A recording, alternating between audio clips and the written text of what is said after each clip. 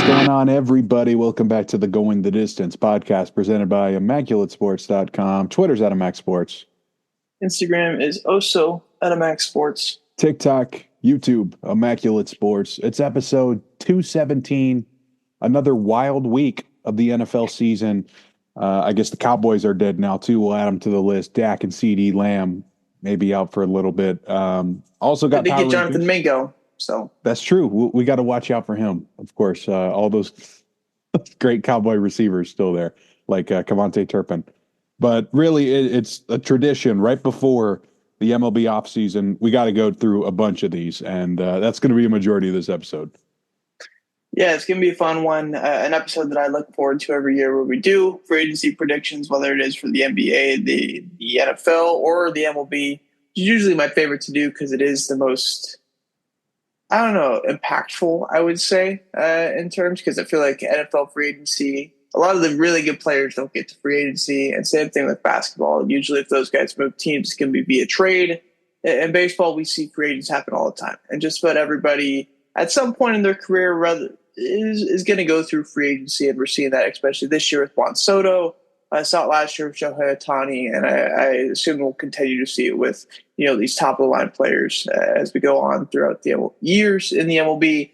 But as we always do, we'll get into the opener to start it off. And not the best thing I saw, but definitely the most important thing going on today is the election. And I know we do not usually talk about this stuff on the podcast, and I mentioned this to you earlier, but it is important to vote if you do feel impacted by the stuff going on. And my least favorite type of people is the type of people that feel like they have an issue with the stuff going on and they don't vote because then they're just actively going against what they say. If you don't care and you don't vote, it doesn't hurt me. But I definitely do think it is important to kind of be in tune with stuff going on in your country. And it's a good privilege to vote. There's a lot of people who fought really hard for the right to vote. And being able to do that, I think, is one of the biggest privileges that we have in the U.S., where you are allowed to vote for who is going to be the next leader of your country, whether it matters or not. In California, I vote blue or red here. It's not going to change a damn thing, but it's so cool to be able to say that you can have that ability, because there's many places around the world where it isn't like that. So just thought I'd spiel my 30 seconds, just a minute on that. Well, speaking of voting, at the end of the season, maybe for the ESPYs, we're going to be voting on who made the best catch this season. And I think my guy Garrett Wilson's going to be pretty high on that list. He made two of the most ridiculous one-handed touchdown catches on Thursday night against the Texans. And the Jets season was probably over without him. He had 9 for 90 yards, those 2 touchdowns. One of them looked like the Jordan logo. I know many people declared the Jets dead last week, including you. But there seems to be one spot left right now, and it's between like Cincinnati, the Chargers, and maybe even the Jets. So we'll see what happens. I won't be putting my money on that, but I'll be rooting for them. That's for sure. Yeah, I hope you'd be rooting for them, because that is your team. Yes. I will say, if it was the best thing I saw this past week, I do think I'm going to go with the Saquon reverse hurdle. That was a pretty ridiculous thing, and I think it'd be unfair to not mention that in the opener for what he did and how he's been as a Philadelphia Eagles so far. He tried to do this backwards hurdle a couple of years ago when he was in New York against the Dolphins, and it tried to do like a spin backwards hurdle, and it didn't end up working out. He got tackled on it, but he completely pulled off the backwards hurdle on Sunday in those sweet Kelly Green jerseys. And I don't know if you saw the sideline video from that, where it's like shown from the Philadelphia Eagles behind the sideline of that happening. And you look at Reed Blankenship and he's freaking out. Jordan Davis is freaking out. Goddard's like, oh my God. Like, it's just crazy to see the professional athletes that are around him every single day and at the top 1% of, the human body genetic system are still that amazed to see what that guy can do. And we talked about this in the past, where he's just like this prototype of a RB prospect. And Saquon having the career that he's having, and now in Philly, it's really cool to see. I'm sure we'll talk more about him and the Eagles as we get into our power rankings here in a little bit. But before that, we do have to do our defensive player, and rookie of the week. There's a lot of different choices for player of the week. Skyler, who'd you end up choosing for the Week 9 performance? I'm going to have to go with Patrick Mahomes for my player of the week after the Monday night win in Tampa. Todd Bowles just knows how to put Mahomes in a very uncomfortable situation, just like in that Super Bowl a couple of years ago. Mahomes didn't care. He's 291 passing, 3 touchdowns, no interceptions, and he was doing crazy stuff all night on the run with his left hand on one leg, literally because he wrecked his ankle. It was just ridiculous all night long. Yeah, it's a good choice. I decided to go with another former MVP, multiple-time MVP, in Lamar Jackson for his 16 for 19, 280 passing yard, 3 touchdown, no pick performance for what so far has been likely the MVP in the NFL through 9 weeks. He's been so damn good. Him and Derrick Henry are unstoppable in the backfield in Baltimore. And they showed that again this past Sunday against the Broncos team that has been better than expected. What about defensive player of the week? Trey Hendrickson had a pretty crazy week against Vegas, but out of respect, I'll go in a different direction. How about the Rams safety Cam Kitchens? 100-yard pick six and then another red zone pick to seal the deal against their rival Seahawks. Yeah. I will have Trey Hendrickson for mine. I don't know. I mean, I'm not going to – I say this in the most respectful way possible because Trey Hendrickson's a stud and 4 sacks and 4 fumbles, nothing to slouch about. But the Raiders' O-line was so beat up. We got 3 guys injured during the game. On the broadcast, they were mentioning when do we start putting defensive players at tackle or guard during this because we had only one other lineman. So that's how bad it got on Sunday. And we saw that with Minshew and Ritter, just their inability to get the ball downfield because they didn't have any time to throw. Was pretty evident in that game. But Trey Hendrickson definitely – made that issue worse than it could have already been. And how he was and how he's been in the past as well, too, definitely deserves a defensive player of the week honors. On to rookie of the week. It's probably Cam Kitchens again, the safety out of Miami. Great week for the Rams, but he doesn't play quarterback, so I guess I'll go in a different direction here. Jaden Daniels, another big win over the Giants in the trap game. 2 touchdowns, no turnover-worthy plays. It doesn't get much better than that, really. Feels like we've had a QB, running back, or wide receiver every week in the rookie of the week. So I decided to go with the defensive player in Cameron Kitchens for his, 2-pick performance. The 103-yard pick six was ridiculous. And he kind of just jolted himself right into the defensive rookie of the year rankings with how kind of shallow that candidacy has been so far. So good for him. Probably competing with his teammates as well, too, because there's a couple other young Rams defensive players that are pretty good as well. On to our top 15 power rankings. We did this 2 weeks ago. We do it every 2 weeks in the NFL. I guess we'll start off with the teams that did not make the list that were on your list last time or some honorable mentions that you want to talk about. Yeah, the Bears, the Bucks, and the Seahawks will be knocked out. Really rough offensively for all 3 teams. Even if they have been dealing with injuries, it just hasn't been good enough. Yeah, if you remember from 2 weeks ago, our rankings were almost identical the entire way through. And it remains identical here with the 3 teams off in the Bears, Seattle, and Tampa Bay not making my list. So on to number 15. We'll see if we, just got that power ranking chemistry again this week. I'm going to go with the Cardinals for the 15 spot. They're going to get the nod over the Bears and the Bucks because they've won 3 in a row now. It's the second year under this new offensive system, and it's finally starting to work. Kyler, Marv, McBride, all those running backs, pretty scary so far.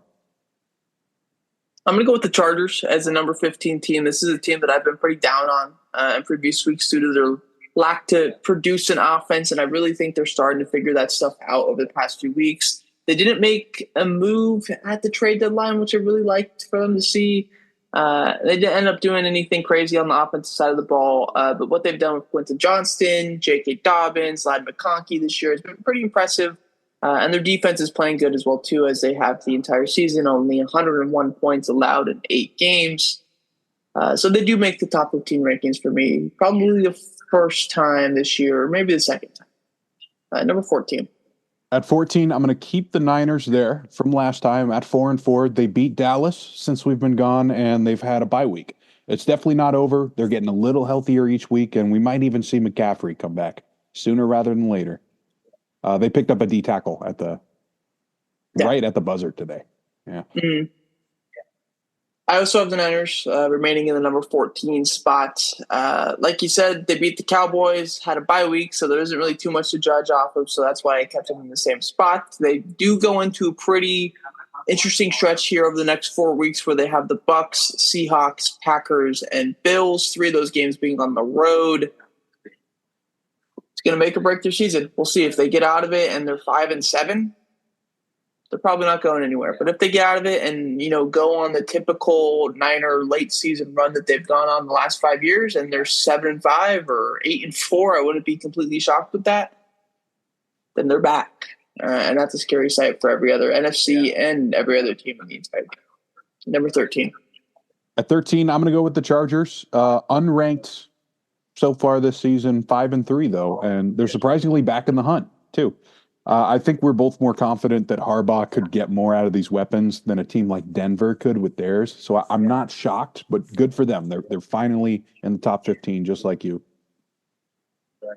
Number 13 for me, one of the unranked teams, is the other Los Angeles football team. That's going to be the Rams, winners of 3 in a row of the Raiders, Vikings, and Seahawks. Obviously, those Vikings and Seahawks wins are a bit better than a Raiders win, even though the Raiders game was technically the closest point-wise. Kind of interesting there. But they've been good the past few weeks. They've started to get healthy. Right as Puka gets healthy, he decides to throw a punch and get kicked out of the game, but it did not matter because Demarcus Robinson turned into Calvin Johnson on Sunday, and his ridiculous performance that he had.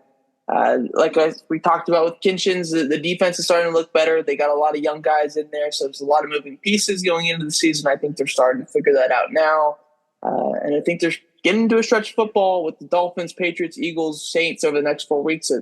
There's 3 very winnable games in there, and plus the Eagles on a Sunday night game, which will be fun to watch. So I like this Rams team, and I think they're playing their best football this season right now. Number 12. At number 12 is where I have the Rams. A massive win against Minnesota. I think this helps a lot trying to figure out what kind of team they're going to be. They're going to be the team that we've known the past couple of years. Doesn't matter what the spread is. They're going to be in all these games with Cooper Kupp and others back. And just like all the others we've just mentioned, they're right back in the race, maybe a game or so behind a spot. Number 12 for me is going to be where I slot the Arizona Cardinals, who are a 5-4 team, haven't had their bye yet, of course. They've kind of surprised me. When you look at their schedule and you look at their losses, I know there's some, ugly score losses, but it's the teams that they lost to are the Bills, the Lions, the Commanders, and the Packers. Those are 4, pretty damn good teams. They beat the Niners. They beat the Rams by 31 points. They just beat down the Bears in a very weird, rainy game in a dome stadium in Arizona. I don't know if you saw that, but that was pretty crazy. So they move up from unranked to the number 12 spot. Got a big test this week against the Jets to potentially kill their season, which is unfortunate but very true. Number 11. I'm going to go with the Falcons. At 6-3, they're going to get bumped up pretty high here from 15 +4. You got to win the close ones if you want to go on a playoff run here, and that's what they've done over the last 2 weeks at Tampa and pretty much killing the Cowboy season themselves last week, if it's not for the injuries that are coming up. So 6-3 for Atlanta, in the driver's seat for the South, just like we talked about 2 weeks ago. Yeah, I also have Atlanta at the number 11 spot. They move up 2 spots for me. I talked about this team a lot early in the season. I thought they were going to be one of the best teams in the NFC. The record now shows that. They're winners of 5 of their last 6. They play the Saints this week, then the Broncos and the Chargers. So definitely some winnable games in there as well, too. I'd like to see this defense step up a little bit more. That's the one thing that's holding me back on them because they got all these names, especially in the secondary, and they're just not quite producing right now. So I know the offensive is pulling their weight, but if they want to be a true legitimate contender in the NFC with the Lions and Packers and some of these other teams, then they gotta play defense. That's what wins games. Number 10. At number 10, I'm going with the Texans. At 6-3, they are dropping down 4 spots for me here. It was a rough one against the Jets. I know they're banged up but at some point here, you got to start scoring more points. If it's hard to say, it's not necessarily about the odds or the betting lines with Stroud, but he still is way under what he's supposed to be doing this season. Number 10, the Texans moved down 4 spots for me as well, too. But I think this is quite justified over the last 3 games. Ugly performance from Stroud in Green Bay, which we know is a tough spot to play. They beat the Colts by 3.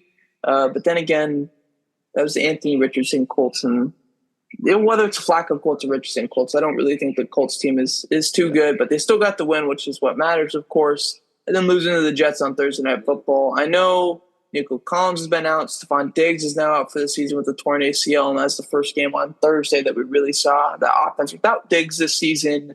Collins should be coming back soon, but the offense is slightly bit worrisome, and that's not something I expected for this Texans team going in. I do like the defense still, and I think they've played well over the course of the season, but man, oh man, if they beat the Lions, I'll be shocked. And that's not really talking too bad about the Texans. It's just how good the Lions are. Number 9. At number 9, I have Green Bay. Same record as Houston, 6-3. They're also going to drop down 4 spots. I don't think they're done. I really like the running game. Jordan Love is just playing a little reckless right now. And I know they've also been a victim of the horrible weather, but he's got to stop throwing really bad pick sixes if they want a chance to win. That's stuff Flacco does, Yeah, that's true. I also have Green Bay at number 9. They moved down 4 spots for me as well. Loss to the Lions is something I expected, but that was kind of a game that you need to win. It's at home. It's against one of the best teams in the league, and if you're going to have a chance to win the division, you're going to have to win that game. The Lions played that game in Lambeau as if they were the home team, and that's not something that we've seen from Lions teams in Green Bay. I mean, I know they've won 3 in a row now, but that's just not something we see too often with that. So I think that could be a demoralizing loss for the Packers. I do think they come out of the bye next week, and they probably should beat the Bears, but right after that, they get back on it with the Niners, and then the Lions a couple of weeks after that as well, too. So tough schedule coming up for the Packers and a lot of games that they need to win if they want to have any chance in the division, because we know that's usually what determines it if you're going to make it to the Super Bowl or not. Next up, number 8. At 8, I got the Pittsburgh Steelers. They're 6-2. They benefit a lot from the bye week. They're moving up 3 spots from 11 because a lot of teams in that same category have had embarrassing losses. They just got Mike Williams today. That should help out Mr. Pickens. It feels like they've been looking for a number 2 for about 5 years now. And they got a massive game in Washington next week. That'll be their first real test in a while. Yeah. Number 8 for me, switching it up, I have the Vikings moving down 4 spots to number 8. They beat the Colts, but I don't think that game was the cleanest game. They lost to the Rams before that, and then lost to the Lions that we know before that as well, too. I still like this team. I don't think moving them down to 8 is anything that's ridiculous or shitting on them, really, because this is way better than what we expected going into the season. And I just think they're getting a slight bit of a reality check right now. I do think this team is still a playoff team, but I don't think they're close to as good as what the Lions are. So moving on to number 7. At 7, I have the Minnesota Vikings. I'm only going to drop them down 3 spots from 4. And I agree with it all. It's a little bit of a reality check, but I still don't blame Sam Darnold. I think they really had no shot to compete with Detroit. And this is kind of a miracle that they're still only a game behind them right now. So good for them. The defense is always going to be good. Just don't go away from running the ball. See all those mistakes that happened the other night? They barely beat Indy. That was a scary game. Yeah. Number 7 for me is going to be where I slot the Pittsburgh Steelers, +5 from the last rankings. And I know Justin Fields played decent enough in his games, but I really like what Russell Wilson does to this offense. And I really like that they added Mike Williams today as well, too, because that's the exact type of receiver that succeeds with the Russell Wilson, a guy that gets the ball downfield. Russell Wilson is notoriously one of the best deep ball throwers in the game. And he's got 2 wide receivers that are as good as you can, and jump ball guys in Pickens and Mike Williams. They've added the run game to be really good with Najee Harris. Is not something that we've expected. and it kind of reminds me of a bit of a Tennessee offense a few years ago when they had A.J. Brown, Corey Davis, and Derrick Henry, where they ran downhill a lot and chucked the ball deep a lot, and this kind of feels exactly like that right now. The only difference between that Tennessee team, even though the Tennessee team was the 1 seed, is that this defense is really freaking good, and I think that's probably the best part of their team. We're going to see if it is over the next 2 weeks with the Commanders and Ravens on their schedule, but it should be fun. I think the Steelers team is better than that 11-0 team that we saw in 2020 and some of the other seemingly fake good Steelers teams that we've seen in the past. I think this one's legit. Number 6. At number 6, I got those Washington Commies you were just talking about. 7-2. They're up 2 spots. I feel like they probably don't deserve to be in the top 3 area, even with their record, just because of how close all their games have been. But it's better than losing those 1-score games, that's for sure. I like what Jaden Daniels is doing. They're obviously trying to win, too. They just went after Marshawn Lattimore. He's got a couple more years on the deal, too. It's clear Dan Quinn's got it figured out right now. Yeah, I got Washington as a number 6 spot as well, too. They move up 2 spots for me. I'm really looking forward to these next 2 weeks to see how they play against the Steelers and the Eagles, specifically the Eagles, because they get to play them twice, obviously, this season. I want to see how they compete against what we know is a top roster in the NFL right now. Commanders added, though. I think that's something that's really cool. Getting Marshawn Lattimore for, I believe, a 3rd, 4th, and a 6th-round pick or something like that. That's a big piece on a defense that has been better than expected this year.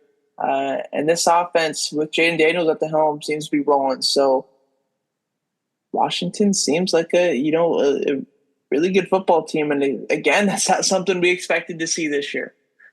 Back-to-back years where a rookie quarterback has led a team to be way better than what we've expected. Number 5. At number 5, I got the Baltimore Ravens, 6-3. They're dropping down from 2, and I can't help but blame myself for their collapse against Cleveland. I knew deep down inside that I probably shouldn't have moved them over Detroit, and they just couldn't score any points against the Browns. It was horrible. They lost to Jameis Winston, but they bounced back. Lamar Jackson, he was someone you mentioned earlier today, the perfect passer rating once again. They're going to be just fine, but I moved them down to 5 because they lost to Jameis Winston. Yeah. I did move down the Ravens to number 5 as well, too. A bit less of a fall here because it was 3-5 here for me. But they do move down 2 spots for that loss to the Browns. We've talked about this more in previous years, but I think we've consistently given a team a mulligan, and I think this was their mulligan that we've seen because they played really good football from week 3 to week 8 until that loss against the Browns. Obviously, the loss to the Raiders in week 2 doesn't really look ideal right now either, but they bounced back this past week against the Broncos, and I think that's probably the biggest thing. I think if the games are flip-flopped and they beat the Broncos in week 8 and just lost to the Browns, we'd probably react a little bit more heavily. But to see that they got back on the horse and kept going, it was good to see, and Lamar Jackson's playing like the best quarterback in football right now, so how could he not have him in the top 5? Number 4. Number 4, I got Buffalo, 7-2. I can't keep them down there anymore. They're moving up from 7. Another great comeback win against Miami, and that's the thing about that division. You may take a look and be like, "What? They let Achane run all over him?" Well, that's how it goes in the AFC East sometimes, Kyle. And they got the job done. They're 7-2. Josh Allen's playing great. He's 1B to Lamar Jackson, if you will, right now.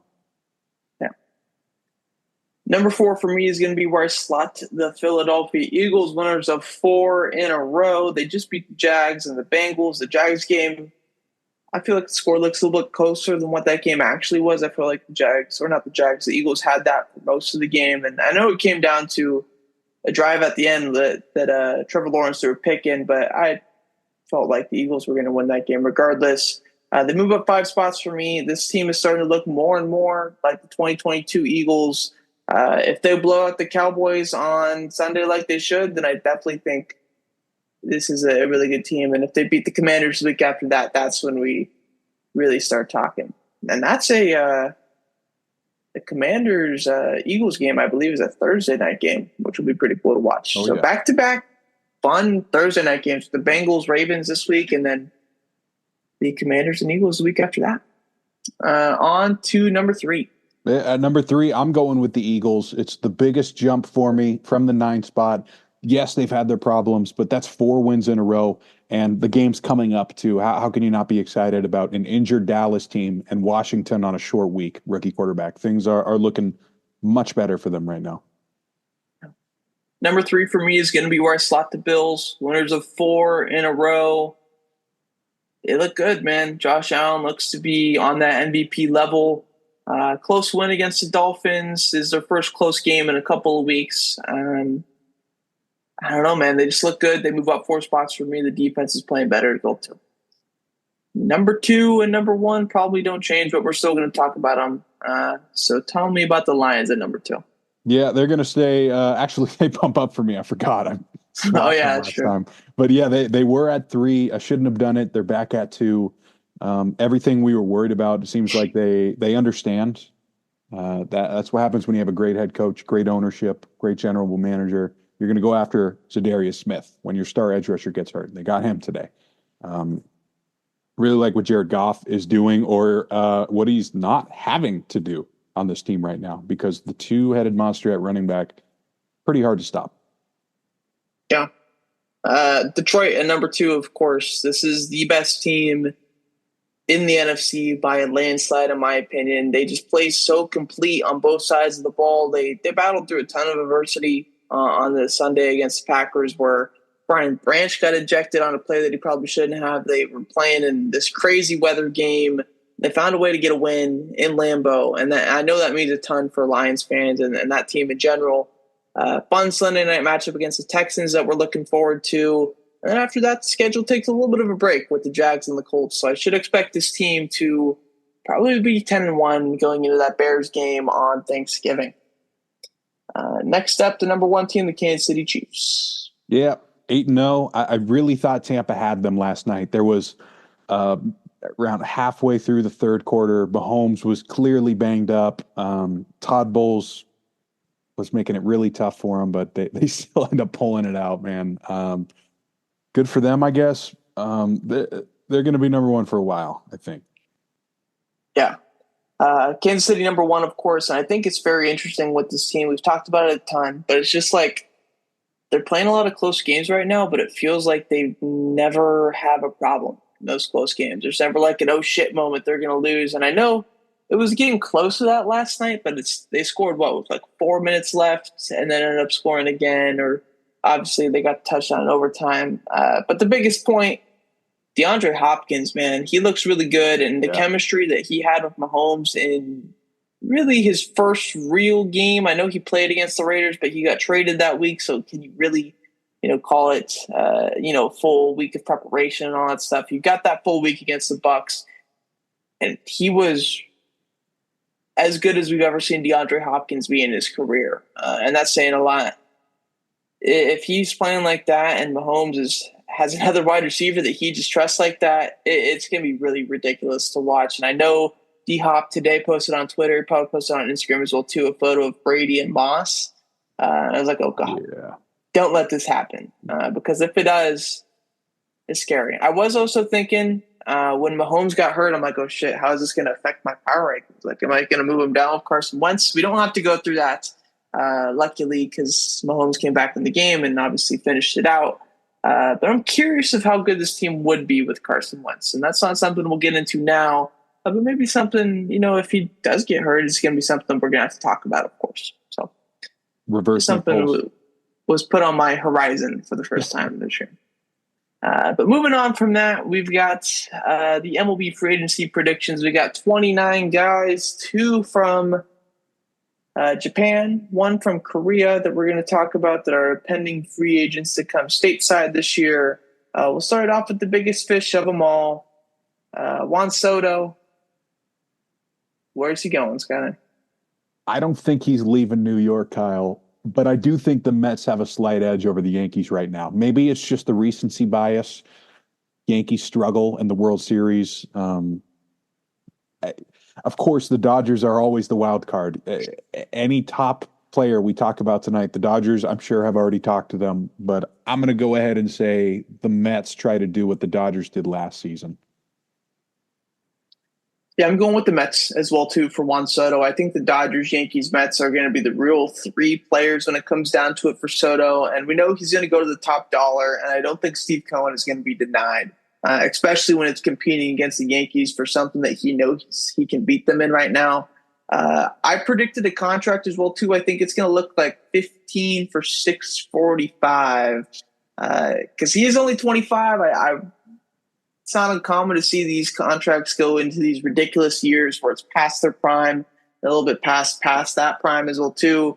And I think Soto probably gets that contract until he's 40 with the Mets, whether there's opt-outs or not, who knows. But I got Soto going to the Mets. On to Alex Bregman, former World Series champ. I got Bregman sticking in the American League West here with Seattle. They have a lot of utility guys coming back, but they really need mashers. They're going to be in the market on all the guys that are available. Bregman's a weird one. I could totally see him going back, but he's another one of those guys who's already sent his goodbye post type of situation. So I'm going to bet on him leaving Houston. Yeah, I definitely do think he leaves Houston. They got Framber and Kyle Tucker to pay in the future. And I think they're going to value those guys a little bit more than Bregman, especially now that he's not a guy that's just coming into his first free agency. This is his second time going through it. So I do think he leaves Houston.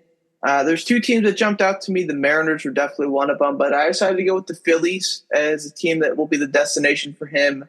I believe Philly will move on from Alec Bohm, and replacing him with Bregman would be perfect. I talked about this when we did our team grades.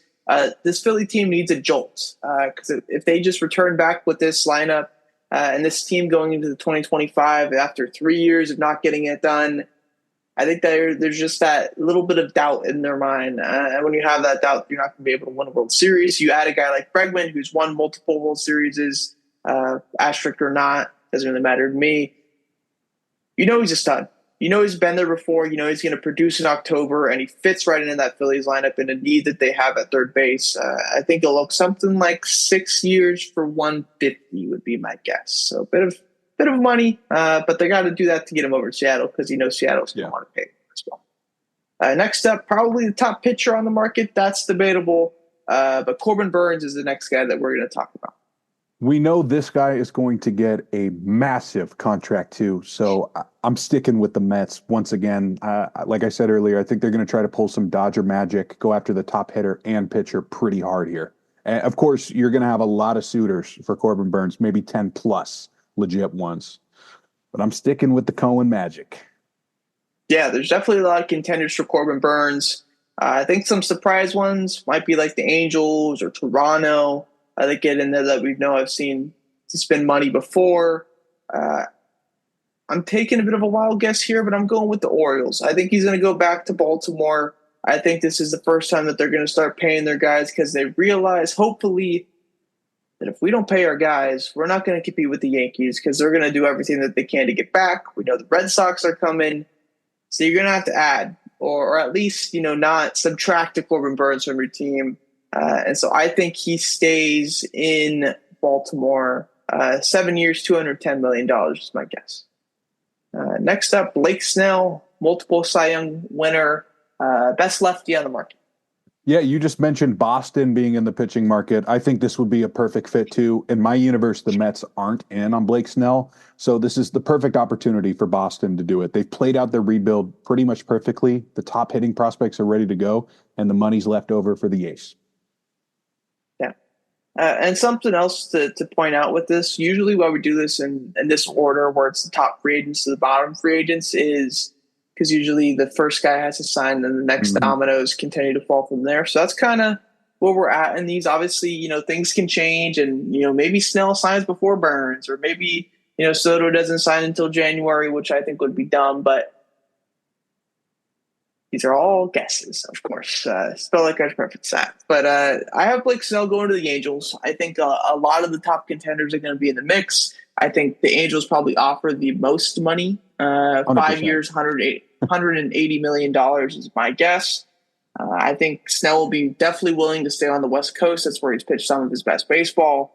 And I think the Angels are a team that are going to want to spend money. And they've shown in the past, and I think they're going to show it again this offseason. Next up, the most intriguing free agent, perhaps besides Juan Soto this offseason, is going to be Roki Sasaki coming over from the MPB in Japan. We saw him pitch in the World Baseball Classic. He was fantastic there. There's a bit of an interesting situation here where he can either be posted or not by his team in Japan. The estimate now is that they are going to do that. But this doesn't just come as like a Yoshinobu Yamamoto situation where he can just sign for as much money as he wants to. It's going to be much more like Otani's, where they have to go based off the international pool money. And so he's not going to get a crazy large contract. It's likely going to be for $4 or $5 million a year, similar to how like an arbitration type contract, I would say. Yeah, well, we messaged about this a little bit over the week, and I haven't really changed my mind. I think whether it's a 6-year minimum or a 10-year max, the Dodgers are going to get him. The Otani deal goes way further than one World Series win for them. They got him because all the top Japanese guys are going to put the Dodgers at the top of their list, too. So I think no matter the money, he's going to find his way over here, unfortunately, for everyone else.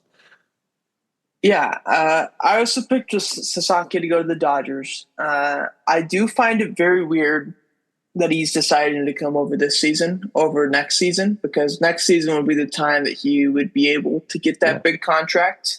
And I was watching a video on this from Lance Brodowski. He's got a very confusing last name, but very knowledgeable guy on YouTube that posts a lot of advanced like pitching metrics and stuff like that. And I was watching a video of his earlier today because I was curious on the situation. And he was talking about how Sasaki's numbers have not looked as good over the past year, going back from the 2023 Nippon season to the 2023 World Baseball Classic to the 2024 season.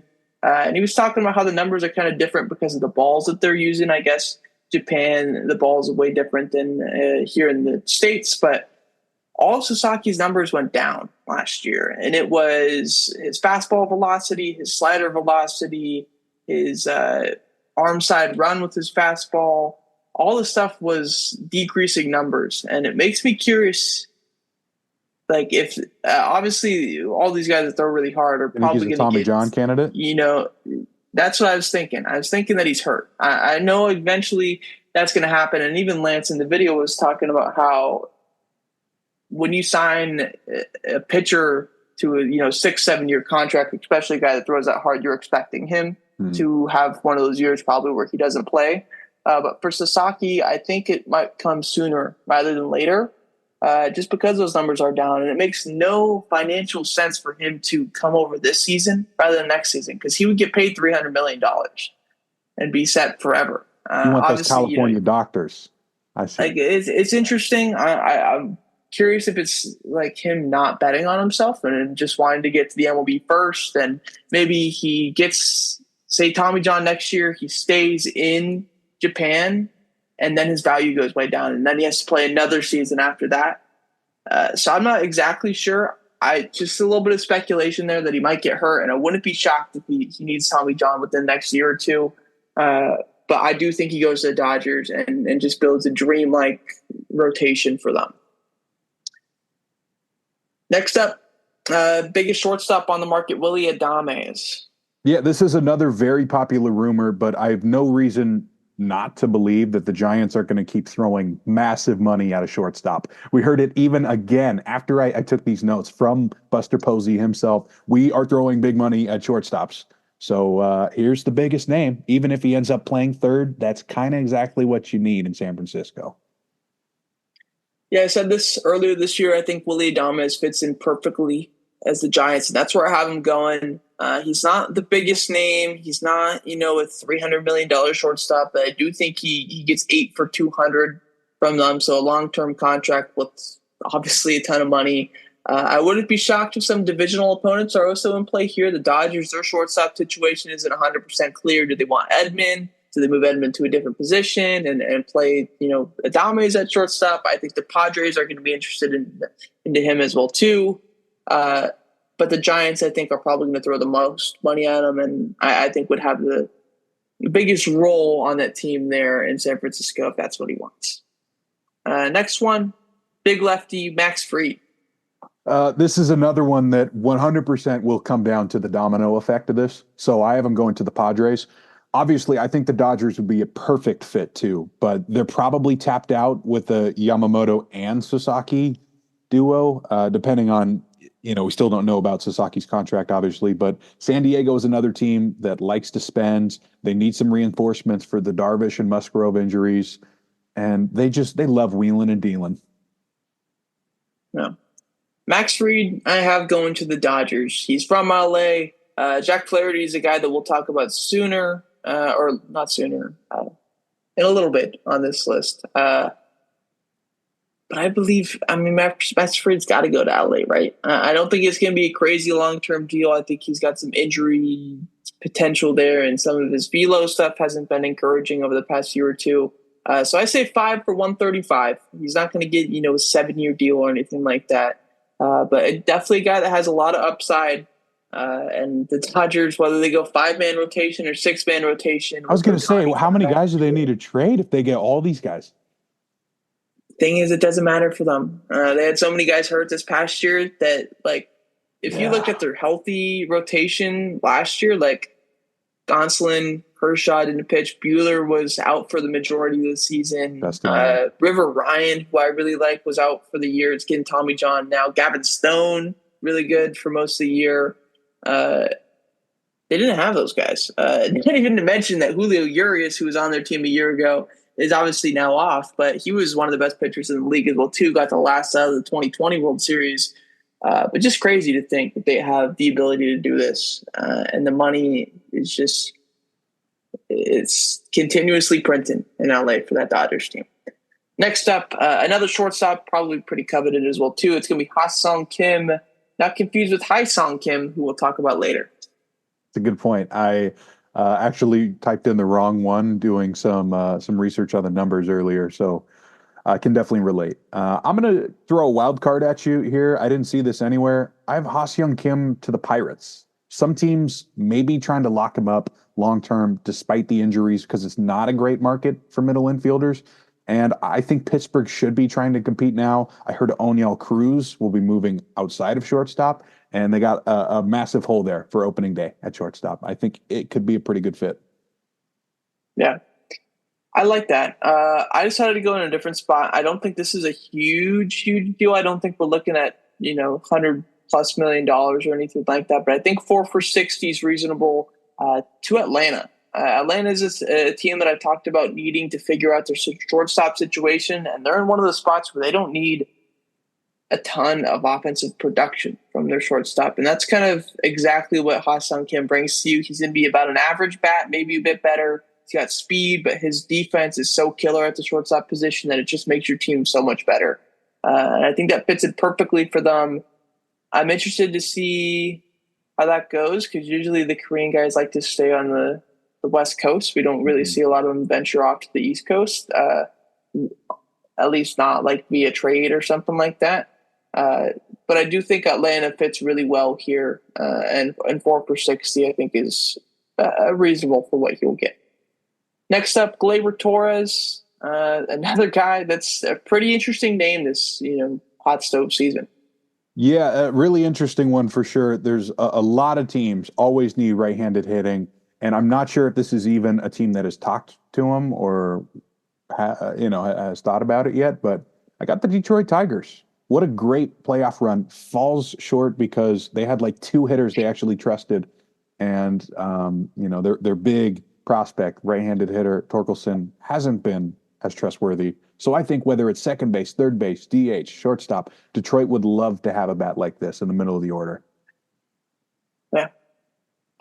Gleyber Torres is in a weird spot, in my opinion. He had a pretty bad regular season. Last couple of months were pretty good, and then a good playoff as well, too. And I'm interested to see how that affects his market because I think if you take out this year and he was going into free agency after 2023, he'd be a guy that's getting 100+ pretty easily from the Cubs. So I think he plays on a 1-year deal and I don't know who he's represented by, but I think we could see a player option that we usually see with Boris's contracts in 26 for 15 or 20 mil to kind of say, if he sucks, he's going to get paid another $20 million, you're going to have to play him. Or if he does really well, he's just going to leave you the year after. And I think the team that he ends up going to is the Padres. I think there's a lot of teams that are going to be interested in Torres because of that low AAV that we're going to see with him this year. So I had the Giants listed, I had the Rays listed, I had the Twins listed, I had the Texas Rangers listed, not the Texans. But I do think Gleyber Torres is going to be a free agent again in the coming years. And I do think he'll end up getting that $100 million contract that he's seeking, but not this year. 1-year deal with the Padres. Next up, Yusei Kikuchi. I have Kikuchi going to the Texas Rangers. It was a rough season for him, but the starter market usually gets really hot for the rentals around December, winter meetings time. So I'm sure he won't be one of those guys waiting until spring training. The Rangers are losing Eovaldi. They took a couple of shots here, maybe, at pitcher. Obviously, Scherzer and Verlander and all that stuff didn't work. So let's try it again. Take a couple shots in the dark. Yeah. I'm going Kikuchi to the Mets. Another team that had, Scherzer and Verlander and all those guys as well too, ironically. But I don't think they're going to get all the guys back from this previous team. Minaya and Severino are two guys that we'll talk about in a bit. And I don't want to say what I have with them so far. But I do think he goes to the Mets. I think he's going to be cheaper than Minaya or Severino. He's 34 years old, so you're not going to have to pay a crazy deal either. I think 3 for $45 is kind of reasonable. And they already got another Japanese pitcher in Kodai Senga.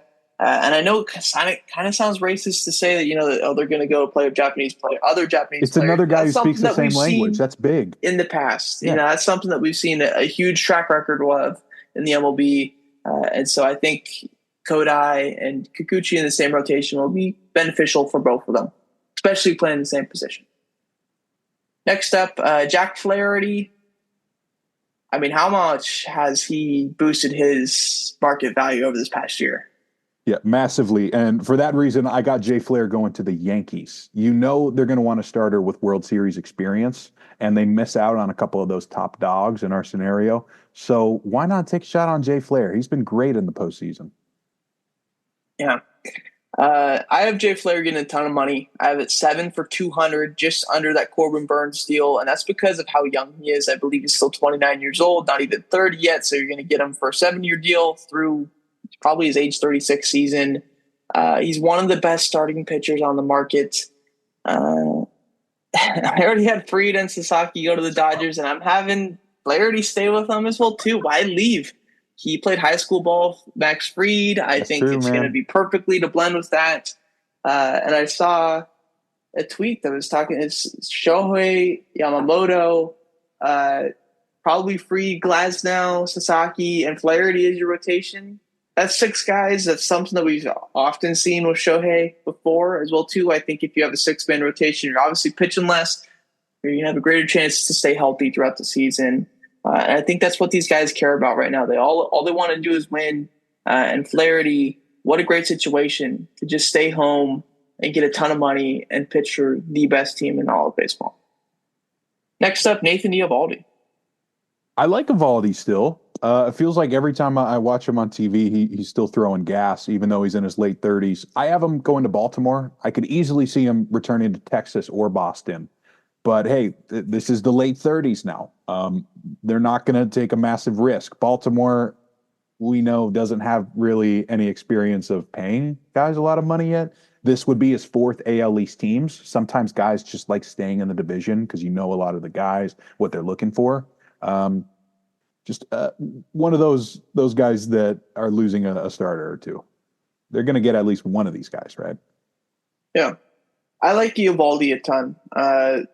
Been one of my favorite pitchers to watch over the last few years. I think definitely the 18 World Series with the Red Sox influenced that quite a bit, but he's been fun to watch. We've seen his whole career arc from being a top prospect with the Dodgers to going to the Marlins to playing for the other team in Florida, to playing with the Red Sox, playing with the Yankees, playing with a whole bunch of different teams, and really having a really good stretch of baseball over the past couple of years with the Rangers. I'm curious to see how he's valued, and if it's maybe just a me thing with how much I value him. So I have him 3 for $60 going to the Tigers.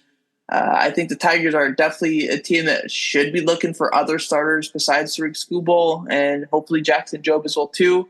And I think Eovaldi's going to be one of those guys that isn't a top of the line money guy, but definitely going to be a good production guy at the 3 spot or 4 He spot. would dominate the Central. So, I didn't think about that. Yeah. Yeah. I think he suits pretty well there. Next up, a fun bat, 40 homer switch. I mean, who doesn't like a 40 homer switch hitting outfielder? Anthony Santander. Yeah, it starts off as a really fun conversation, and then it gets sad because I picked the Yankees. If Soto's gone, this seems like a very quick fix for them. That'd make a lot of sense. I think he's going to be one of the most popular guys on the market because he's bad. He's an outfielder. You usually need a ton of outfielders. He's got the ability to play first base if you really want that. He's a switch hitter, so it's not like he's really bad for lefties or righties. He's got power to both sides. He fits every single team in the MLB right now. Obviously, not every single team is going to try to sign him due to what they're going on. But I have the Reds as a team that's going to pick him up. I think that bat in Great American Ballpark would be very scary, especially with that right field wall being so short and so shallow.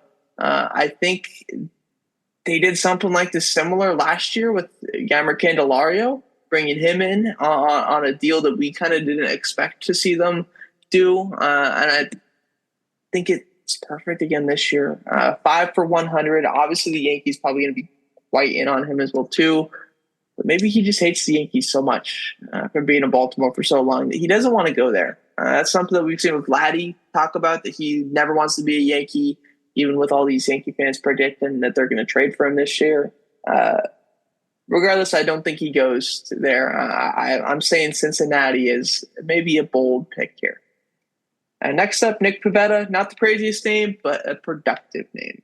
Yeah, I say he just takes the QO qualifying offer, stays in Boston. Give it one more try. Obviously, things should be a little better, but you never know. A lot of young guys coming into the building next year. We'll see what happens. Yeah, I don't think he'll get more than 21.1 in the open market, and that's what the qualifying offer is. I think he'll accept that. So I'm happy we're on the same page there. He goes back to the Red Sox. Next up is Christian Walker. This is a fun one. You know what? I'll do it. I'll say he goes to the Mets too. It's really hard to ignore the rumors that if Walker does leave the desert, they're going to desperately need someone at first base, depending on what happens with the next guy. He also plays amazing defense. He might win the Platinum too. We were just talking about this before. We're voting on Platinum Glove guys. He's on the list. Yeah. Christian Walker is an interesting one. He's a fun bat. He's got 40 homer power from the right side, plays good defense at first base like you talked about. But there's one fit that feels just too good to not happen because he's already clean shaven, and it's the Yankees. I don't think it's going to be a ton of money either, which plays in pretty perfectly to how the Steinbrenners want to reduce payroll. I don't know why, but 4 for 60. He's already 34 years old, so you're not going to have to give him 150 mil or anything like that.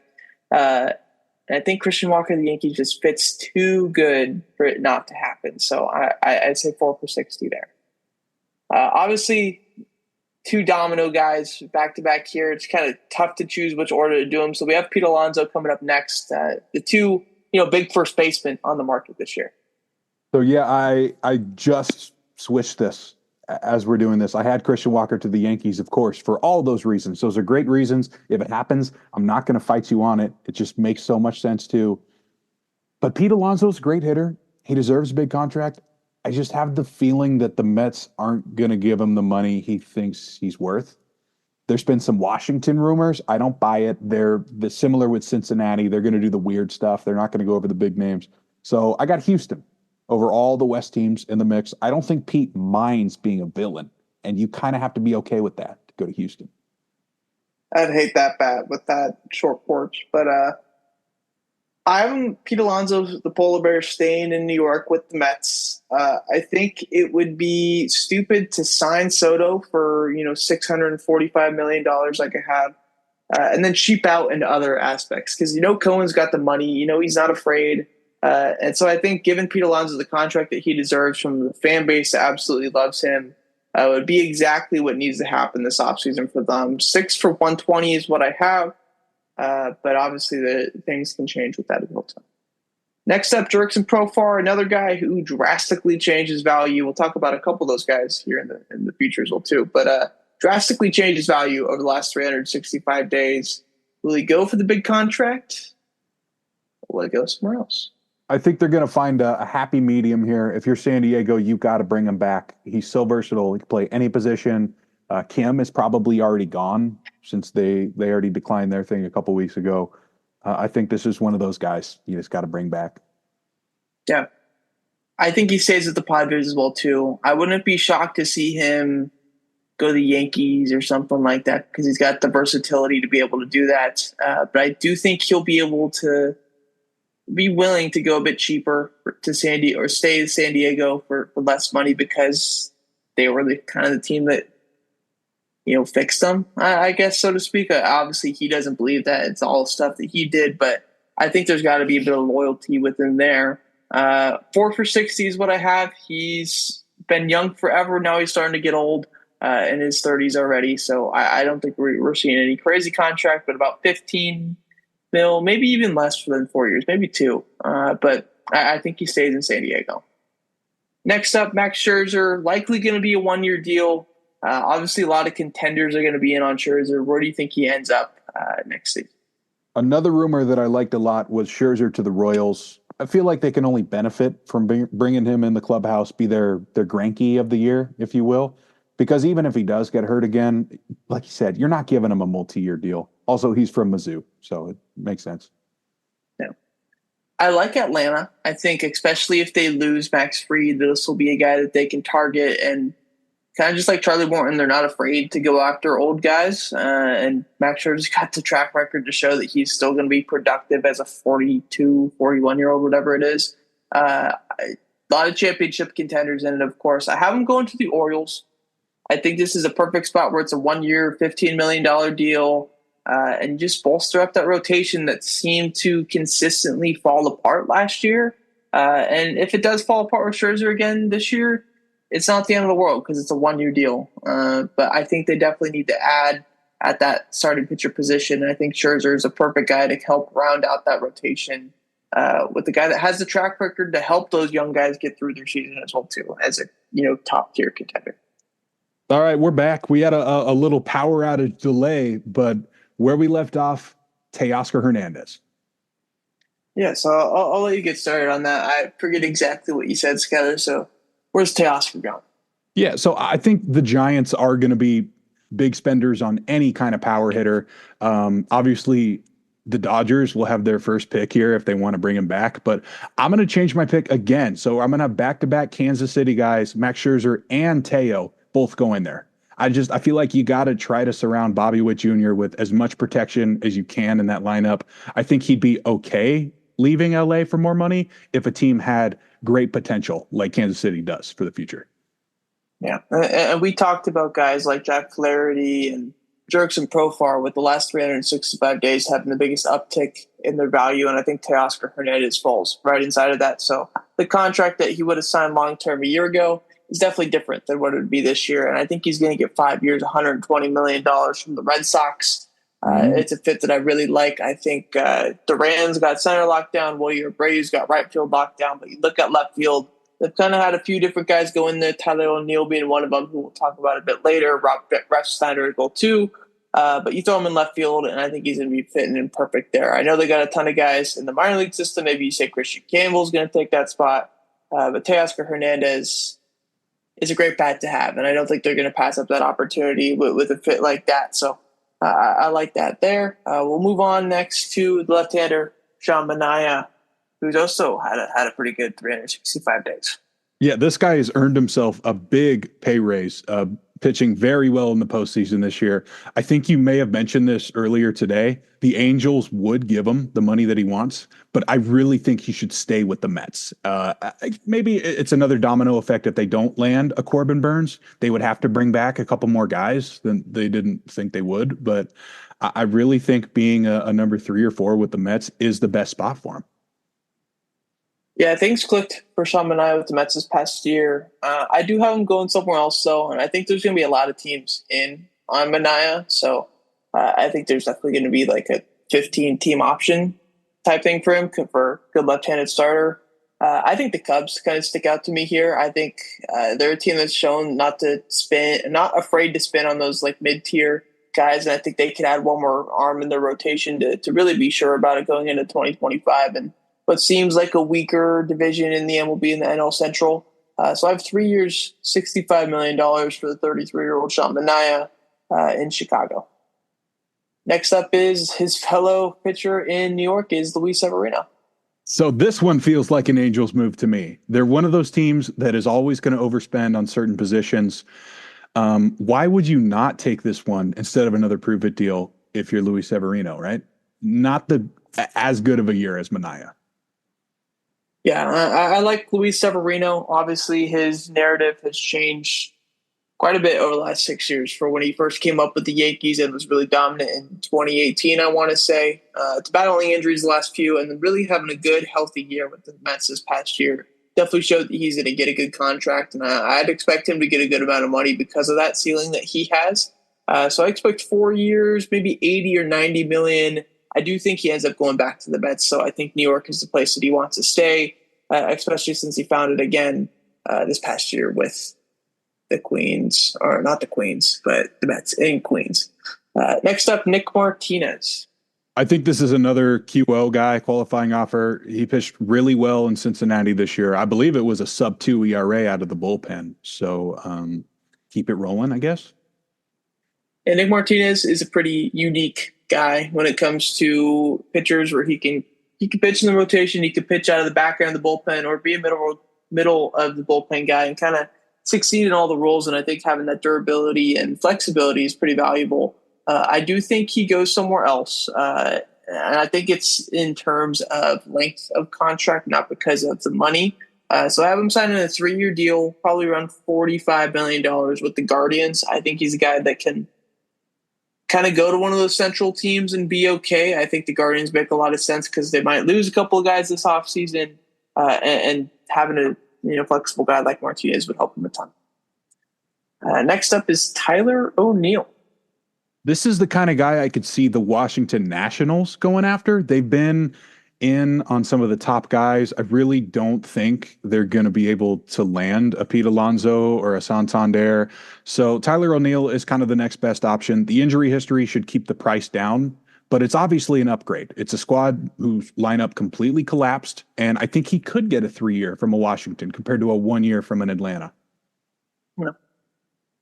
Yeah, Tyler O'Neill's an interesting spot. Like you said, the health is one thing. And I think an intriguing team for him to go to, since I haven't mentioned him yet, is the Seattle Mariners. You gave him Bregman. I think that's probably the leader in who are the M's going to add this year. Bregman's probably the most answered Family Feud type answer guy. Tyler O'Neill, not as much, but I think his power, especially to a team like the Mariners, can definitely be something that fits really well. I have 3 years, $40 million, so not the highest AAV, but definitely good money for a guy who's a pretty good player in the MLB. Next up, Paul Goldschmidt out of St. Louis. Where does he land? I think he should go back to Arizona. I know in the past, this may have even been a couple months ago, but I remember specifically you connecting him to Houston. And I don't mind that. But if Christian Walker leaves, the Snakes should put this guy at the top of their board. Yeah, I had Christian Walker going to the Yankees, and so I was going through the teams and looking at where Paul Goldschmidt could land, and a likely contender. You're not going to see him go to a really bad team or something like that for a 1-year deal, whatever it may be. And I think going back to Arizona is the perfect situation. I have just a 1-year deal for $8 to $10 million. I don't think he's much higher than a replacement level now at this point in his career. This is a guy they love. This is a guy that they'll trust. He can play both sides of the ball pretty well. And it would be a cool thing for the fans as well, too, because he was a fan favorite when he was there, of course. Next up, Jock Peterson, now former Diamondback. Yeah, another massive season here for Jock Peterson in Arizona. I think he could get some real money from Toronto. I don't see him going back to the Cubs, another team I've seen him connected to, just because it wasn't a great rental over there. And that's how it goes in baseball. Toronto's not going to roll over. I think the only guy they would think about moving is maybe Bo Bichette via trade, but they're not sellers. They have the money. Go get another outfielder. Yeah, Jock Peterson's a weird guy because he's practically a platoon at this point in his career. I don't think you're going to see him start consistently against left-handers at any point now in the future. But versus right-handed pitchers, he's like one of the best hitters in the league in that aspect. So he's going to be an expensive platoon. But I think the Royals, who you had Teoscar going to, is the perfect team for him to go to, just because it adds more length to that lineup. We see Pasquantino, Salvi, who's starting to get old, and Bobby Witt. And those really feel like the three marquee guys in that lineup. And then after that, it feels to get really shallow really quickly. Jock Peterson, I think, adds, definitely another guy to that lineup that you're like, holy shit, we got to be scared of this guy. And he's not going to cost a ton of money in the grand scheme of things. So 3 years, $45 million to the Royals. Next up, Shane Bieber. I say he gets another prove-it deal. Or I guess his first, I'm sorry, but we've been talking about prove-it deals with these pitchers. I think it's another situation. They've done this multiple times in Baltimore. He's still going to need some time coming back from TJ. And they are possibly losing their ace, Corbin Burns. Yeah, my biggest question with Shane Bieber is how much is he going to pitch for you this year? It kind of feels Lucas Giolito-like a little bit. I know Giolito went into the offseason last year knowing he was going to be out the entire season before he signed that contract with the Red Sox. Bieber got his Tommy John very early in April, so I'd expect him back in probably, May or June, or maybe even be ready by, opening day. But I still don't think we're going to see a full workload from him regardless. So I definitely think it's going to be one of those 1-year deals. I think the Padres make a lot of sense here as well, too, because he is a buy low, potentially really work out well for you type guy. So I have 1 year, $15 million for them with a player option for the same in 2026. If things work out horribly, he could just say, yep, I'm coming back. Or if it doesn't, or if things do really work out and he pitches to the ability that we know he has and did in his only 2 starts in 2023, one of them that we saw in person, yeah, Shane Bieber's going to get paid a lot of money next offseason. But for now, he's got to stick with the group again. Jose Iglesias. I have him going back to the Mets. He should be pretty cheap. Citi Field is one of those few places he's had a lot of success in his post-prime career. Doesn't necessarily mean he's going to stick around there, though. I think this is a candidate to be traded at the deadline. Yeah, Iglesias is in a weird spot because he's not young. He doesn't provide a ton of power. And how much stock are they really putting into him hitting 340 again next year? Because that always – he was a guy throughout the entire season. I kept on checking his numbers. I'm like, damn, they're still 340. He's still hitting 340 in September. That's not something I expected to see. I do think the Mets are going to be a bit cautious to sign him back because I do think they want to start playing Acuna at second base. And I think at that point, I don't think it's worth it for them to sign him back. But I do think another team that needs him, especially if Gleyber Torres is gone, would be the Yankees. He provides the ability to play second, short, and third if they really need that. He's not going to be expensive and fits into a lineup well that already has a ton of power. So that's not exactly what they need. I have 2 years, $15 million. So, 7.5 AAV or however you want to average that out in the first year, second year. But I think the Yankees would be a big fit for Iglesias if Gleyber goes somewhere else. Next guy, World Series champ for the second time, Walker Buehler. I have Walker Buehler going to the Tigers. The Tigers are one of those teams that have been missing out on a lot of middle-tier starters for me. So they're going to take the risk on the World Series hero and probably don't have to spend too much since he had a pretty bad regular season. And injuries, of course. Yeah, another guy that I also have going to the Tigers, him and Nathan Eovaldi being the 2 guys that I mocked there. It gives a shot to him to be a top-of-the-line arm. Obviously, not the ace because Tariq's got that set, but to be a 2 or 3 starter on a pretty good team is important, I think, to Walker Buehler. And he's not just going to go pitch for a team that's shit, even if they do give him the money. With that being said, I don't think we're going to see a crazy long-term contract. Maybe 1 or 2 years with the player option after that, or something like that. Because I do think Walker Buehler definitely believes in himself to have a good season and then go out and get the contract that we expected him to get. Post 2022 before Tommy John. We were all saying this guy's going to make $200 million, be a Dodger for life, and now things are kind of not seeming that way. And I think if you were to go back to the Dodgers, he'd probably have to be in the bullpen, and that's not something that he'd like. So I'd say Walker Buehler goes to Detroit. And now on to the last two guys. First guy is from the MPB named Kazuma Okamoto. For the people that don't know him, because I assume not a lot of people do, 28-year-old third baseman, first baseman, outfielder playing in the MPB over the last 6 or 7 years, it looks like. He had 27 homers this year, 41 the year before that, 30 the year before that, 39 the year before that, 30 the year before that. So he's a known power threat from the right-handed side of the batter's box. Where do you think Okamoto lands? I've picked the Cubs for Okamoto. I don't know much about him, but just like you said, it looks like he's been a consistent 30-homer guy in a pretty good league. Maybe Imanaga helps with the recruiting here. It's just one of those situations where the Cubs are always in the market for a power bat. They seem to keep missing out. So maybe they take the risk on an older prospect.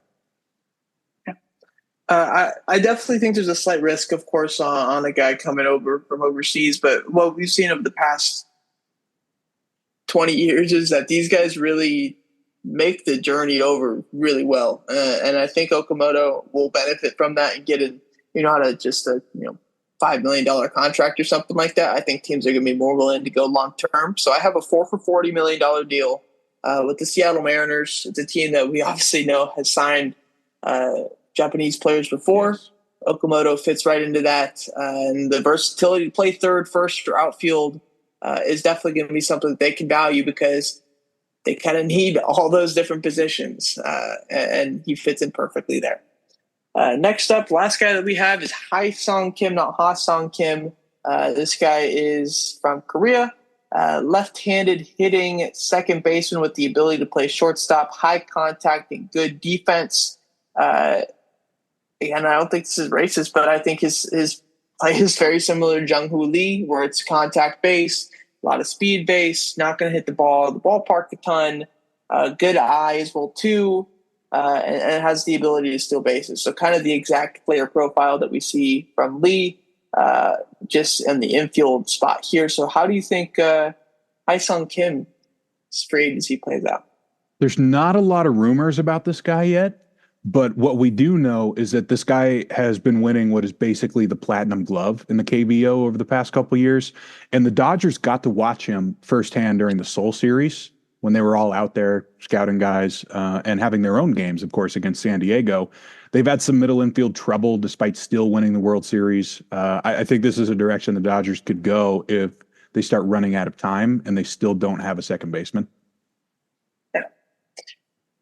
I have the Giants again. So the same team that Jung-Hoo Lee is on, and I think that partially plays into it because I think the Giants really saw how the fan base reacted to getting Jung-Hoo Lee last year. And how immediately he became a fan base favorite. And I think Kim has the exact ability to do that as well, too. The only question here is how does everything fit with the guys, being that I had him getting Willy Adames as well, too. Adames obviously takes short. I think Kim takes second. And that kind of leaves Fitzgerald in a weird spot. I think he has the ability to move to the outfield, which we've seen him play in the past as well, too. And I think with the possibility that they trade Yaz or go in a different direction with some of the corner outfield spots, I think Fitzgerald could fit in there. So if you have any questions about fit, I think that's how things go with that. But that does it for MLB free agency predictions.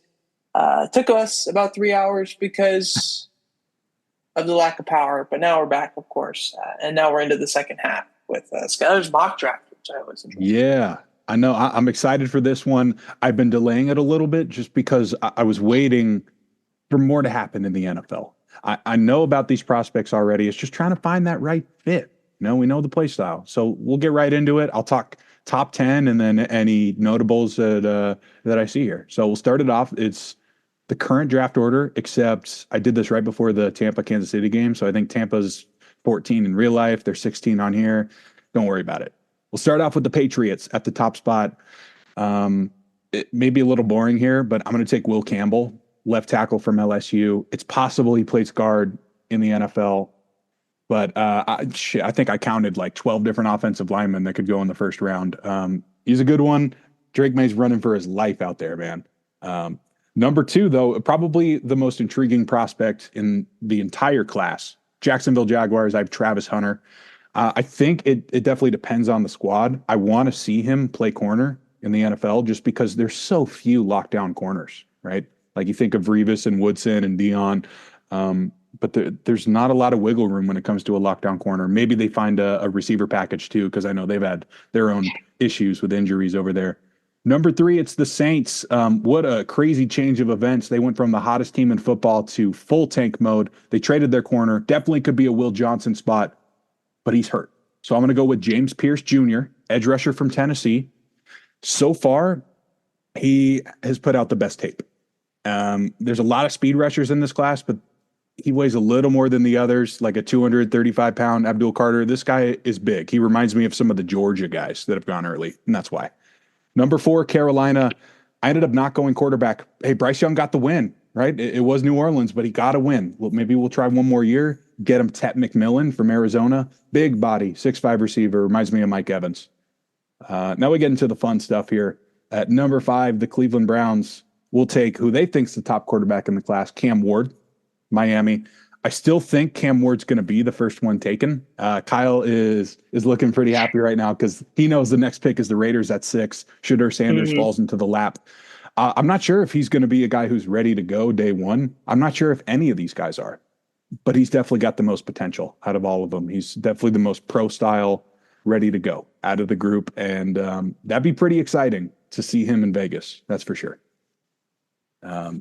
Go through the rest of the top 10 here. At 7, the Giants. Doesn't matter who's playing quarterback. They passed for 0 yards in the first half the other day because they can't protect the quarterback. So how about Kelvin Banks? He's the right tackle at Texas. Pretty good pass pro. We'll see where he ends up, but I'm sure they'd love sticking him at right tackle. I feel similar about this next pick too. It's the Miami Dolphins. They're going to take a big projection guard, Ariente Ursary, Minnesota. He kind of looks like Mekhi Becton, except he doesn't get hurt every play. So we'll see if it's a right guard, right tackle, left tackle situation. It's one of those classes, man. If you remember Andrew Thomas, Becton, Wirfs, Jedrick Wills, all of them kind of had very similar talk about positions. And hey, most of them stayed at tackle. At number 9, it's the Titans. I don't think they're going to reach on a quarterback. I gave him Abdul Carter from Penn State. Used to play inside linebacker and safety. Now he plays off the edge, and he is one of the scariest pass rushers in the nation. Number 10, it's my Jets. So many things have gone wrong this year. And at the end of the day, I think they're just going to try to take the best player available. I think that's Mason Graham, D tackle for Michigan. The worst part of our team is we can't stop the run. Actually, these next couple picks are pretty interesting. I'll keep going down the list. 11 is the Cowboys, Ashton Genty.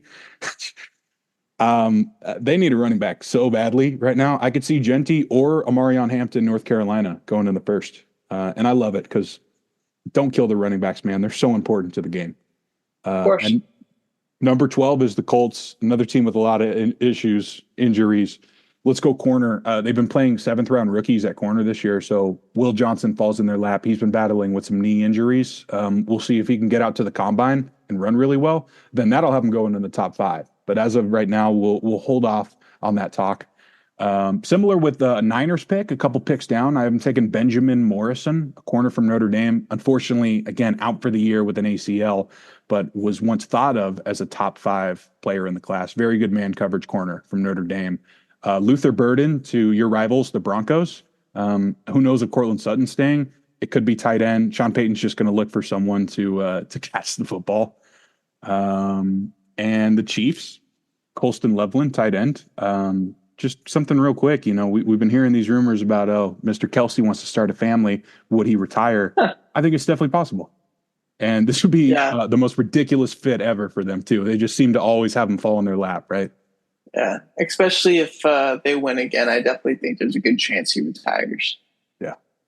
Well, the mock draft is always one of the most fun exercises that we can do here. The order is definitely not going to be the same. I'm sure there'll be about 20 different players we didn't talk about that will be going high in the draft too. But it's definitely weird. We don't have a lot of blue chip offensive players. They may go really early, and after that, we flip a coin to decide what happens. So Yep. now on to the second half of this, more college football. We did have our first CFP rankings today, which is pretty cool. So we'll talk about it. Oregon is still 9-0. They get the top spot, of course. And really the only switch here is Ohio State is going to get bumped to 2 over Georgia at 3, I guess losing pretty close to the number 1 team the committee likes. Good for them. After that, we have Miami still undefeated. Fuck, man. Clemson got destroyed here. Good for Miami. Bad for our predictions. Obviously, if they win the ACC, that's a different story. But SMU is 13, 8-1 now in the ACC. Some people may have forgotten the ponies are back, man. Screw the death penalty. We're back. Some other teams in the wild card race here. It's not really the wild card race, but it's the equivalency. The other teams at large, Penn State, Tennessee, both 7-1. Indiana's at 8. They're still undefeated. Same with BYU, Notre Dame, Alabama, and my Boise State Broncos. I'm glad they actually did give them the 12 spot. I was a little concerned. Some of the coaching polls had them a little lower, like 19. But hey, dude, they lost by 3 at Oregon. Good for them. Colorado's now ranked at 20. Boise's biggest win, Washington State, is 21, which is really good for the resume. And your guys, Army, they're still ranked, but they are 25th. So a little uphill battle here. They got to beat Notre Dame, looks like. Yeah, I think that's intentional that they put them down low because there is that, like, why take these guys seriously until they do beat Notre Dame? And Bryson Daly didn't play this past week as well, too. They beat Air Force by, I don't know, like 14 points or whatever, but they're going to need them this week against North Texas because that's when shit starts getting real. It's North Texas next week and then Notre Dame the week after that. So hopefully Bryson Daly's back because they obviously have no chance if they don't have, their Heisman candidate quarterback. Shout out to the American for keeping things interesting for us, though. It's always nice when the group of 5 is good because, I'm a fan of the group of 5. Yeah. It's always good. Exactly. I don't have an official Heisman watch, but I can tell you right now what it looks like. Ashton Genty, not a great game to his standards, but it was still 180 and 2 touchdowns. So he's going to be, I think, still tied with Travis Hunter, who had the bye week, but he had about 80 receiving yards, 2 touchdowns, and a great game on defense. You also have Cam Ward has looked like the best quarterback in the nation. Bryson Daly at Army is a running and basically a touchdown machine so far. And any of the freshman receivers could get an invite to New York. But at this point, I don't think you're going to win as a receiver this year, especially as a freshman. We'll watch out next year. So we'll get right into the schedule for this week. Some pretty good games. At 9 a.m., we'll kick it off on Saturday. It's number 4 Miami at Georgia Tech. Basically the only decent game for an NFL prospect or a top-ranked team. Georgia Tech did get the upset in Dublin. Now we know Florida State's not very good, so we'll see. At 12:30, though, it's number 3 Georgia at 16 Ole Miss. If Georgia blows them out, it's all good. We have a Big 12 showdown, 21 Colorado at 6-3 Texas Tech. They just took down Iowa State. So a good 12:30 window, one defensive battle against a shootout. At 4:30. That's also Army's window as well, too. Yes, Army, North Texas. And Michigan, Indiana during that as well, too. Sorry, Alex. Which you guys are getting it's not going to matter, but could be a big win for Indiana is the thing there. That's a good point, for sure. Maybe the reason I've been avoiding that one is this big game at 4:30, right? It's 11 Alabama at 14 LSU. They're fighting for that last playoff spot. It really feels like the next loss for these two teams will knock them out unless a Tennessee collapses completely. And then, hey, at 7:15, us West Coasters got undefeated BYU at their rivals, the Holy War, 4-4 Utah, looking to ruin BYU's season. Let's see if Zach Wilson's brother can get the job done, man. It's crazy how, like 4 weeks ago, the dialogue was that these two teams are undefeated and, this could decide the Big 12. Yeah. And now Utah has lost 4 straight, I'm pretty sure. and BYU's had this Cinderella season. But it should be fun to watch, of course, obviously in rivalry games, especially with those Mormons. You never know what's going to happen. So we'll be watching that one for sure, obviously, because it's at 7:15 p.m. On Saturday night. So, like, one last note I have before we move on. BYU won at SMU earlier this year. We didn't even realize how big of a game that was. These are two of the top 15 teams in the nation. And BYU got that edge right now. It's massive. BYU's been really good. Yeah. All right. There's the second half college for you. Moving on to layups and bold predictions. 2 for 4 week this past week. So I guess you could say we broke even. I had Baltimore minus 9.5 for my layup, and that did hit, of course, in the 31-point victory over Denver. Skyler had number 4 OSU minus 3.5 at number 3 Penn State. They won by 6 or 7, I want to say. So obviously that hit there. So those are our 2 greens. This week I have Atlanta Falcons minus 3.5 versus New Orleans. I was looking at the lines, and I just felt this one is a little bit too close. I think Atlanta could win by a touchdown, especially with all the moving parts in New Orleans. There's obviously the notion of, hey, we just fired our head coach. Usually they always win with their first game in the interim. I think it plays differently here. Similar thinking with my layup here. I'm going to take the Lions minus 3.5 because they're on the road at Houston. Houston's looking a little slow right now, a little off on offense at least, and Detroit is basically the most unstoppable offense in the league right now. I think they could win by a touchdown. Yeah. And also point out with mine, I took this at minus 3.5 yesterday. I know Marshawn Lattimore got traded today, but I would take this up to a minus 6.5 or something like that. So if that does change, that's where it's at. Last week for bold predictions weren't as nice to us. I had Cleveland plus 105. That did not happen. The Chargers got a very hearty victory there. Skyler had Arkansas plus 210 versus number 19 Ole Miss. We now know it did not go that way. They got popped. This week, I have Pittsburgh moneyline versus Washington. I think that's going to be a very good game versus 2 teams that have pleasantly surprised us this year. I just think that Pittsburgh defense, this is no shame on Jaden Daniels. It's been well documented. I absolutely love that guy. But I think it might be a little bit tough to play. And I have more confidence in Pittsburgh's defense going up, or Pittsburgh's offense going up against Washington's defense. So I'm taking Pittsburgh plus 125. All right, going with some more college football for my bold prediction. It's a plus 140 for Vanderbilt, who for some reason on the committee is not ranked anymore. I had to take that off my bold prediction because they chose Mizzou. Interesting strategy, guys. We'll see how this one plays out. They're hosting South Carolina. They had a massive win against Texas A&M, but I think Vandy may feel a little disrespected that they took that 24 off of their name. They've both been very good teams. Even if the winner of this is playing for like the Duke's Mayo Bowl, not a playoff spot, it should still be a pretty fiery SEC matchup. Yeah. That's going to do it, though, for episode 217. We started this at around 4. It's now 8 o'clock, obviously. Big delay in between, but happy we got this done. Yes. And we'll see you guys next week. We'll be talking. Hopefully there's maybe some free agent signings. We'll probably get more into the NFL trade deadline kind of stuff that happened then. Maybe the team grades for the teams that were still alive in the playoffs that we last did those a few weeks ago for the MLB. Maybe some NBA check-in. Who knows? Shout out 6-1 Dubs. Yeah, 6-1 Dubs look good. But the next 3 games for the Dubs are ridiculous. Combined record of opponents is 22-1 going into Boston and then Cleveland and then OKC. We'll see how that goes. But if they win all 3, it's going to be very annoying for any other type of fan on Twitter because the Warrior fans are back. But absolutely.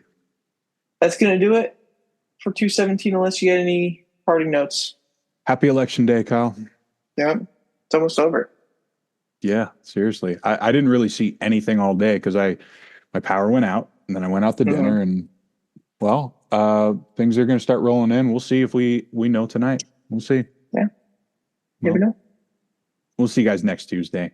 Always great. We'll still be here. With you, Kyle. We're getting reelected next week, so we'll be here. For 218, next Tuesday, we will be there. Adios. Boom.